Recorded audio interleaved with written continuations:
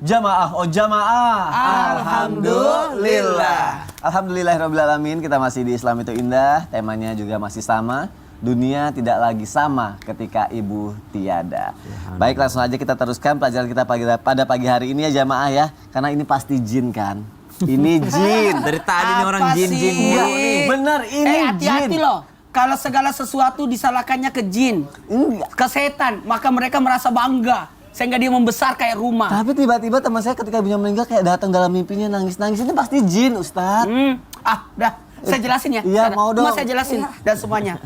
Sasam. Bismillahirrahmanirrahim. Allahumma shalli ala sayyidina Muhammad wa ala ali sayyidina Muhammad. Buat yang baru bergabung, dengarkan, mohon maaf yang sudah melanjutkan dari tadi. Pada penasaran, gimana jikalau seorang anak bermimpi ketika ketemu ibunya di dalam mimpinya? Apakah itu jin? Atau ibunya? Ingat, kita tetap berbaik sangka. Berbaik sangka. Mimpi ketemu ibu, maka cepat bangun, segera doakan, lalu bersedekahlah dengan niat pahala buat ibu. Pokoknya langsung baik sangka. Oh, ternyata saya ini disuruh untuk mendoakan, disuruh untuk bersedekah. Niatkan buat ibu. Pergi ke tempat habis Quran lah. Minta didoain di situ. Sudah selesai perkara. Jangan dibawa ke arah negatif. Apalagi disalahin jin, setan. Kenapa? Kalau kapan ini setan, ini jangan. Nanti setan itu merasa bangga. Merasa bangga. Padahal, oh ini jailun alifatan fil ardi. Kita ini khalifah, pemimpin di bumi ini. Jadi aman. Mereka itu bawaan kita.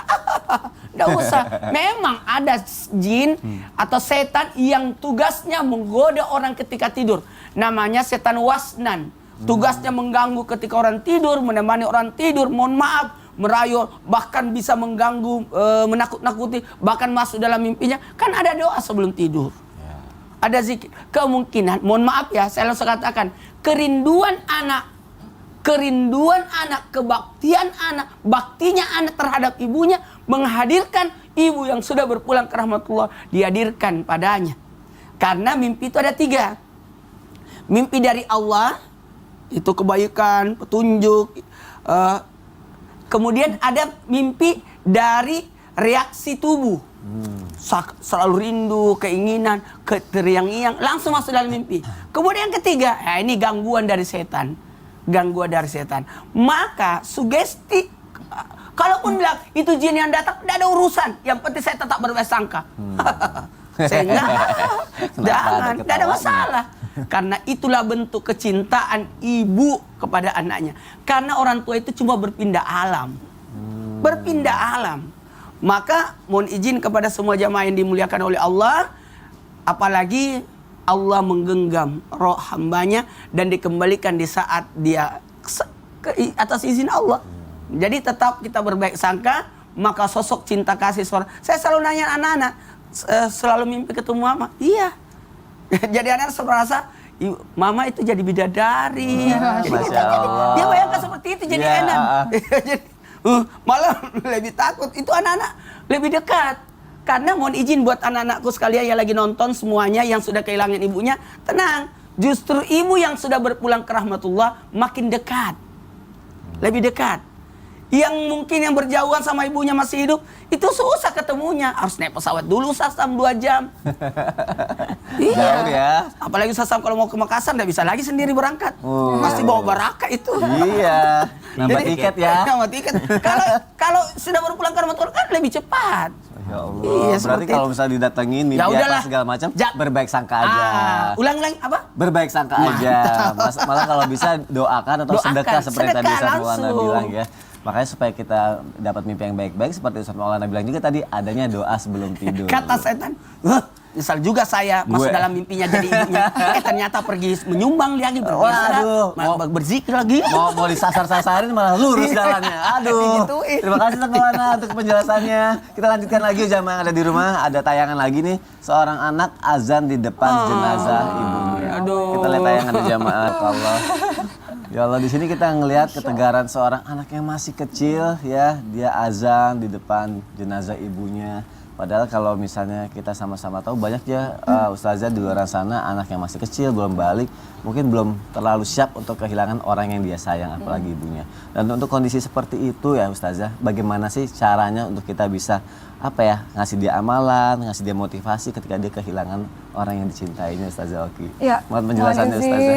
Untuk adik yang di video tadi, dimanapun berada, Masya Allah, semoga tumbuh menjadi anak yang saleh dan menginspirasi anak-anak lainnya, Insya Allah untuk menjadi anak yang saleh juga.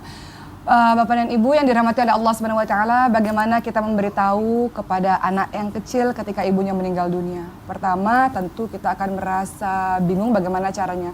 Sebagian orang dewasa memilih untuk berbohong, tidak menyampaikan kepada sang anak, padahal akibatnya kalau anak itu mendengar dari yang lain bahwa ibunya telah tiada, maka ia akan hilang kepercayaan kepada orang yang telah berbohong itu.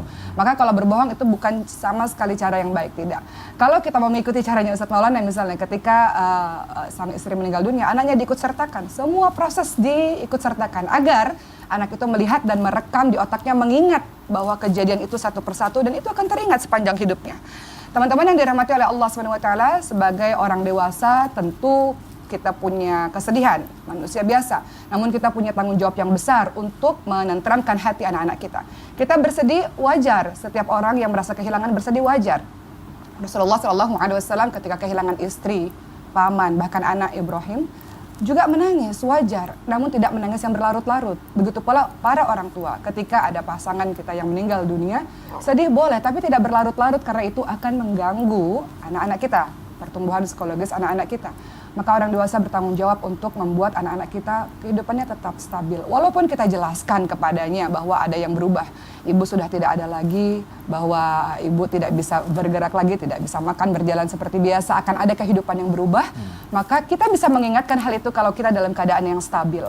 La haula wala quwata illa billah. Tidak ada yang upaya kecuali pertolongan dari Allah. Orang tua yang stabil bisa menenteramkan anak-anaknya. Pun kita bisa ingatkan kepada anak-anak kita, anak-anak yang di luar sana, Nabi Muhammad SAW juga seorang anak yatim. Beliau kehilangan ayah ketika masih berada dalam kandungan. Beliau kehilangan ibu ketika berusia 6 tahun. Yatim. Apa hikmah dari yatimnya Rasulullah SAW? Allah Subhanahu wa taala sedang memberikan pelajaran kepada kita semua bahwa Rasulullah menjadi orang yang sangat luar biasa, Masya Allah, dalam agama ini, bukan karena keturunannya, bukan karena orang tuanya, bukan karena harta kekayaan orang tuanya, bukan karena Allah Subhanahu wa taala. Maka untuk anak-anak yatim di luar sana, insya Allah ini memang sudah takdir yang Allah berikan. Namun engkau bisa jadi orang besar, engkau bisa jadi orang hebat karena Allah yang mentakdirkan dirimu, bukan dari orang tuamu. Untuk anak-anak dimanapun berada, untuk teman-teman yang kehilangan orang tuanya, ada beberapa amalan yang bisa dilakukan ketika orang tua kita meninggal dunia. Ketimbang kita menangis berlarut-larut, ada yang disampaikan oleh Rasulullah SAW untuk berbakti kepada orang tua. Pertama, doakan orang tua.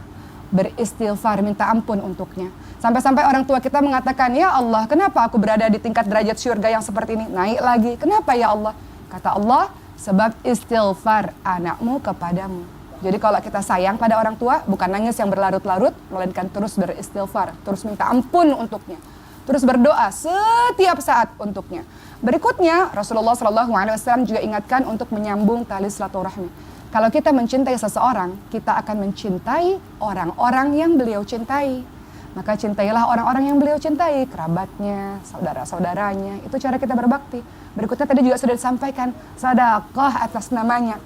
Dan juga jangan lupa untuk berziarah ke kuburnya. Ziarah ke kuburnya adalah tanda cinta dan mengingatkan kita akan kematian.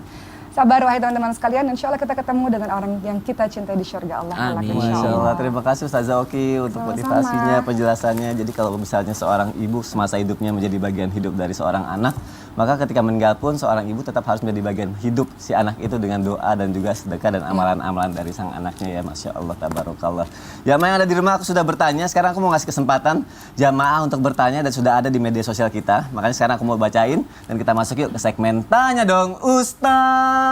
Kami semua tanya dong Ustaz. Masya Allah, Ustazah Oki belum tahu gerakannya kan?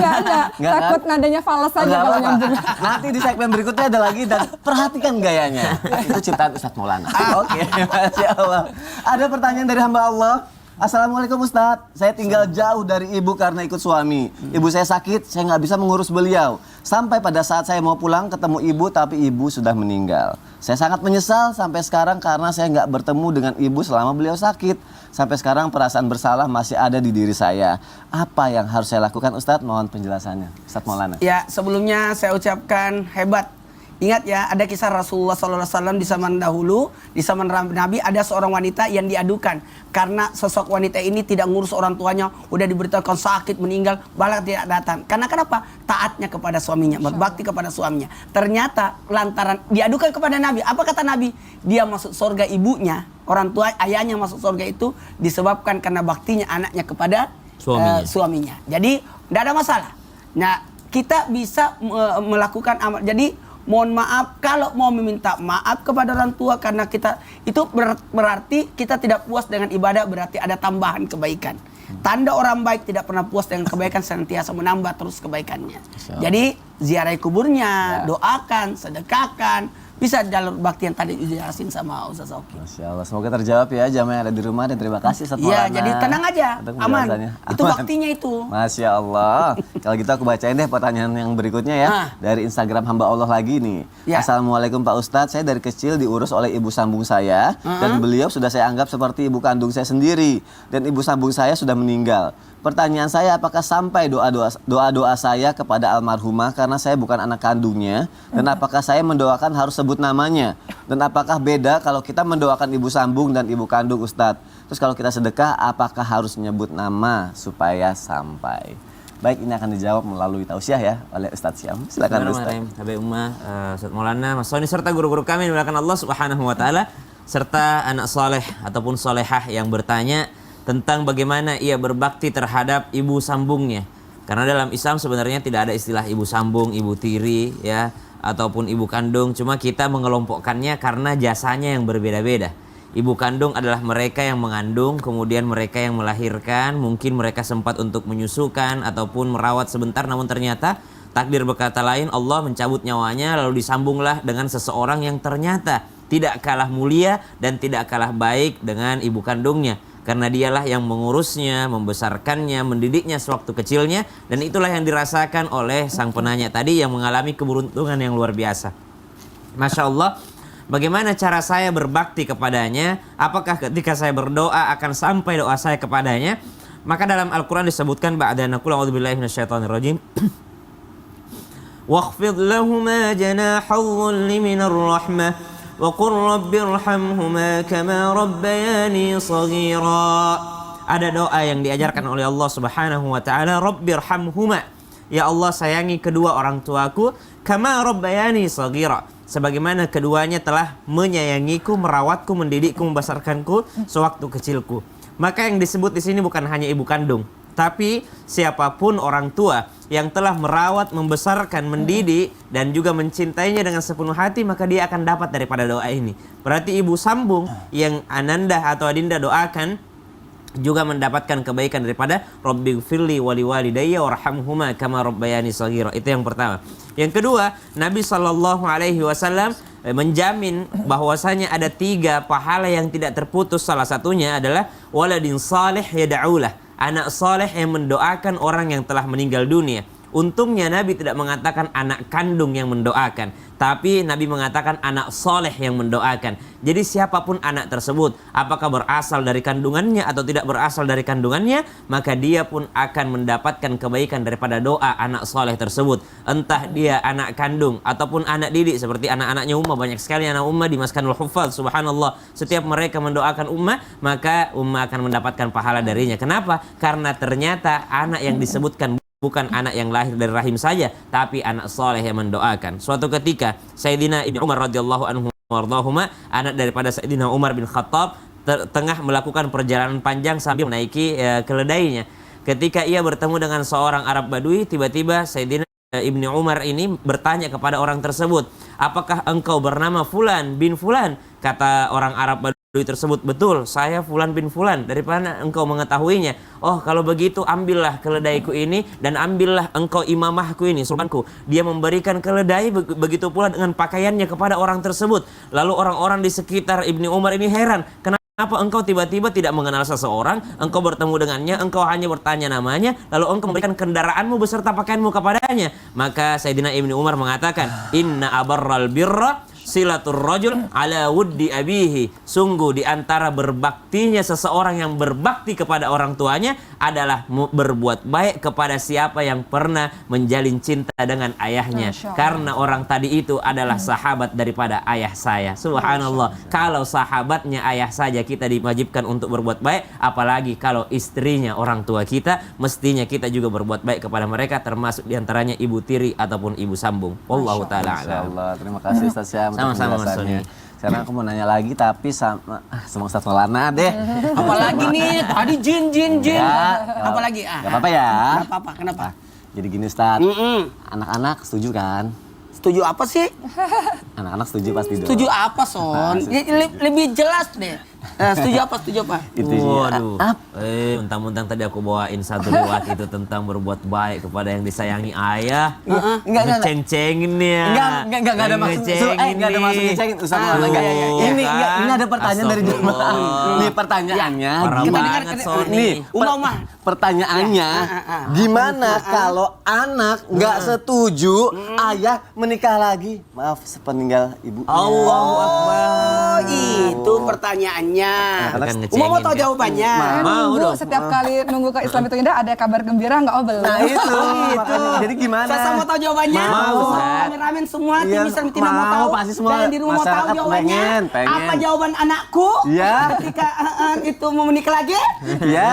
Kita akan tahu jawabannya setelah yang satu ini. Penasaran jangan kemana-mana. Tetap di Sang Pindah. Jamaah, oh jamaah. Alhamdulillah. Penasaran jawabannya.